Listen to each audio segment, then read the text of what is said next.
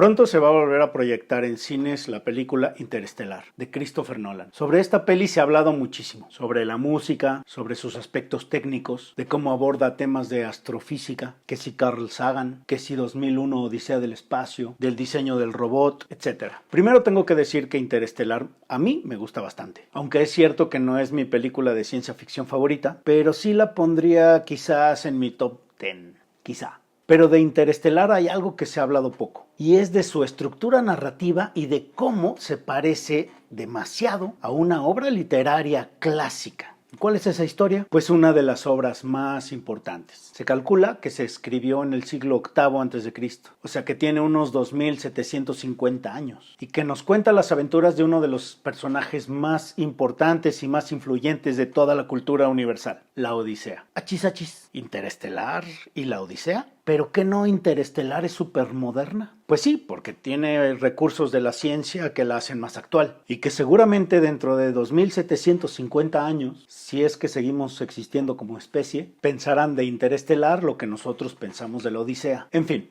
vamos a ver las semejanzas entre las aventuras de Cooper y las de Ulises. Aprovecho para decir que voy a llamar Ulises a Odiseo, que Odiseo es su nombre en griego y Ulises es su nombre en latín, pero es el mismo. Y evidentemente habrá spoilers. La Odisea empieza con Ulises, que se fue a luchar a la guerra, o sea que es un soldado. Cooper no fue un soldado como tal, pero sí fue un piloto de la NASA. Ulises lucha durante 10 años en la guerra y tarda otros 10 años en regresar a su casa. Que en realidad ese viaje debería de haber durado mucho menos, ya que Troya se encuentra en Turquía y la isla de Ítaca está en Grecia. O sea, ahí al ladito. No se debería de haber tardado ni una semana. Con Cooper, el tema del tiempo y la relatividad es especial y muy complejo. Pero lo importante aquí es pensar que el piloto regresa como 80 años después, aunque para él solo han transcurrido unos días. En otro capítulo de la Odisea, Éolo le entrega a Ulises una bolsa que contiene los vientos del oeste para ayudarles a llegar a Ítaca. Pero sus soldados abrieron esa bolsa y los llevaron a otro lugar. Igual que el viento y el polvo que ayudan a Cooper y a Murph a dar con las coordenadas de la NASA. Antes de regresar a su casa, Ulises tendrá que pasar por el inframundo para pedirle consejo al difunto Tiresias. Y casualmente el programa de la NASA que manda a estos astronautas, a estos pilotos a buscar otros planetas, se llama las Misiones Lázaro, quien regresó de entre los muertos. Y así es como llegaron a la isla de la ninfa Calipso, que le promete a Ulises la inmortalidad si se queda. Pero el héroe prefiere salirse de la isla. Fíjense cómo Cooper no se queda en la Tierra, ni tampoco se queda al final en la estación Cooper. Pero en 80 años no ha envejecido, es inmortal.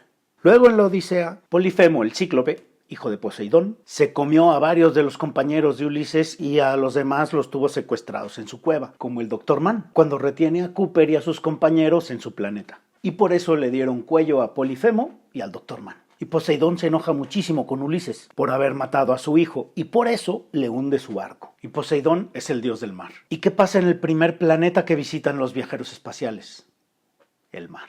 Al hacerse de nuevo a la mar, Zeus lanzó un rayo que destruyó y hundió a la nave de Ulises. Y solo sobrevivió él. Y así llegó a la isla de Calipso. Y al final de Interestelar, el único que puede regresar es Cooper. Y ciertamente hay una analogía entre Penélope, la esposa de Ulises, y Murphy, la hija de Cooper. Dos mujeres que esperan a nuestros personajes sin importar el tiempo que pase. En realidad la Odisea ha sido un referente de cientos de historias, desde las más simples hasta el Ulises de Joyce. Y este es un fenómeno bastante recurrente en la narrativa y por lo tanto en las pelis. Es a lo que llamamos la transtextualidad. Ojo que no se confunda con la otra ¿Te acuerdas de Gerard Genette, que nos dio una definición de la diégesis que vimos en otro video? Pues Genette nos presenta la transtextualidad como un término que se refiere a las maneras en que se conectan y se relacionan los textos entre sí. Son los fenómenos que relacionan a cualquier obra con otra, en sentido amplio. Y dice Genette que existen 5 tipos. El primero, el intertexto. Es aquella relación en la que un texto aparece dentro de otro, ya sea a través de citas, de alusión o de plagio. Por ejemplo, la película This Must Be the Place de Paolo Sorrentino hace alusión a la canción del mismo nombre de los Talking Heads. Y está esta escena tan bonita donde David Byrne interpreta esa rola. O las alusiones que hacen en Birdman sobre las películas de superhéroes y sobre todo las de Batman de Tim Burton. Luego está el hipertexto, que son obras inspiradas en versiones originales pero que se transforman en algo diferente. Lo que pasó con los 7 samuráis de Kurosawa y los 7 magníficos de John Sturges, que por cierto tenía guión de Akira Kurosawa. Las historias son prácticamente las mismas, lo que pasa es que una pasa en Japón con samuráis y la otra pasa en el lejano oeste, en un western con vaqueros. Y después, muchos años después, Pixar hizo exactamente lo mismo, pero con Bichos. Bichos es un hipertexto de los 7 samuráis. Y la ya conocida Hamlet con el Rey León, o Así es la vida de Arturo Ripstein, que es una Medea, o como El corazón de las tinieblas de J. Conrad, que es una novela del siglo XIX y que Francis Ford Coppola la convirtió en un hipertexto para Apocalipsis Now.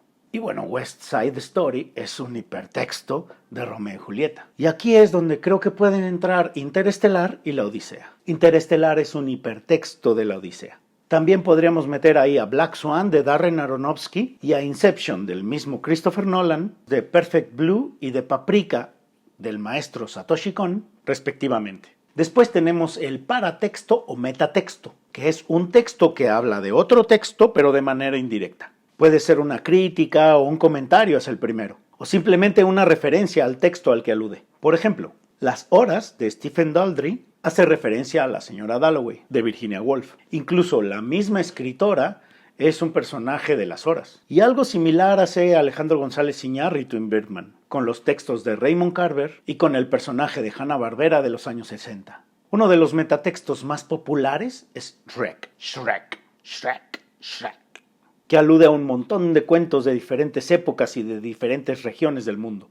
Y mi peli favorita, To Be or Not to Be, de Ernst Lubitsch, en donde un grupo de teatro que está representando a Hamlet se ven obligados a hacerse pasar por oficiales nazis en plena Segunda Guerra Mundial en la ocupación a Varsovia. Luego está el architexto, que es la relación que existe entre el contenido de un texto específico respecto a otro. Aquí también entran en juego aspectos formales y estructurales que relacionan y meten a los textos dentro de una misma categoría. Por ejemplo, Interestelar y Contacto de Robert Zemeckis son architextos. O Conan y El Señor de las Bestias, que aparte las dos son de 1982.